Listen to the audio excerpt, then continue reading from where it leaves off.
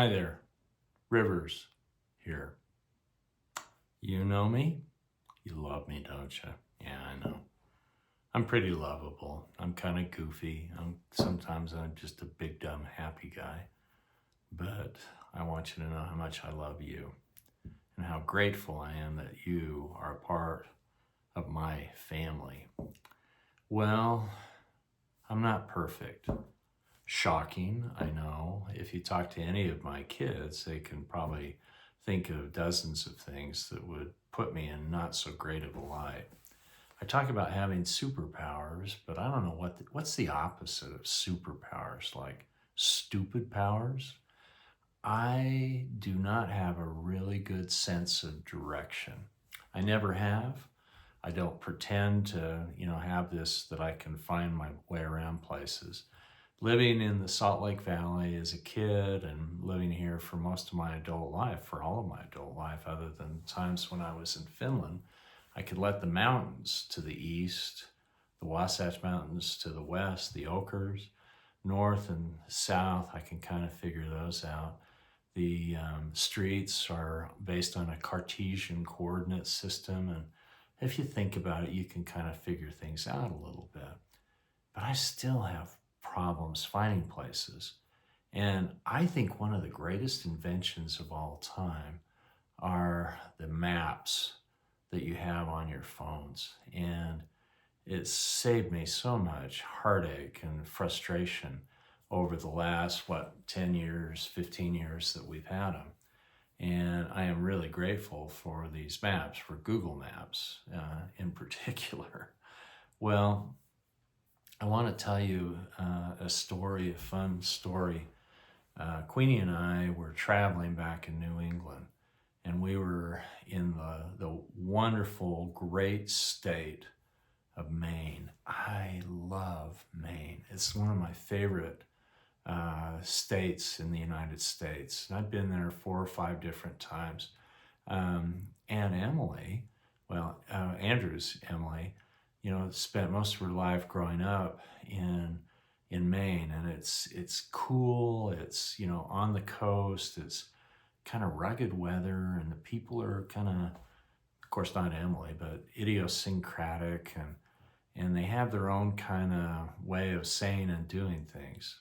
Sometimes you can refer to people from Maine as maniacs, although when I asked Andrew's Emily that, she just kind of said no. She didn't like that particularly, but that's okay.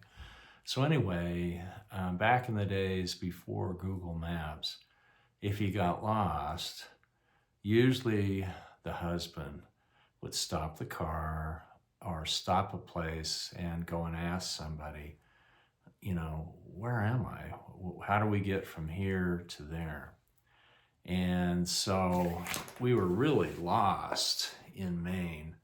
We were in our car and I was getting kind of frustrated, and Mom said, Steve, just ask somebody, will you? And I have to get over my pride thing, and which is my pride is considerable. And I thought, okay, I'll ask somebody. And I thought about this, and we were near kind of a little shopping strip mall area that had a supermarket. And I thought, the Maine accent is really hard to kind of decipher through sometimes. And so I parked the car in this parking lot, and as I was walking towards the supermarket, there was this big, huge guy kind of waddling out to his car, and he screams at his wife in his Mainish accent. He says, "Margaret, I'm over here." And it was so harsh to my ear that it startled me. And I thought, I've got a plan where I don't have to ask a guy like that, because I can't understand what the heck he's saying. So I decide, who's probably going to be the brightest guy in that supermarket? And I'm going to ask that person, how do we get to the place that we needed to go? And so I hit upon a plan. And the plan was, I'm going to go back to the pharmacy and I'm going to ask the pharmacist, because he has to be a college grad, doesn't he? And probably pretty intelligent. I hope so. So I go back and I ask this guy for directions on how to get there. And then I turned around And I walked back to the car. And Queenie says to me, okay, what's our next step? And I looked at her and I said, I have no idea. I could not decipher one word, and I'm really good with accents, of this pharmacist. And it was almost like I'd been rattled by the Margaret, I'm over here kind of experience. And so somehow we muddled through it.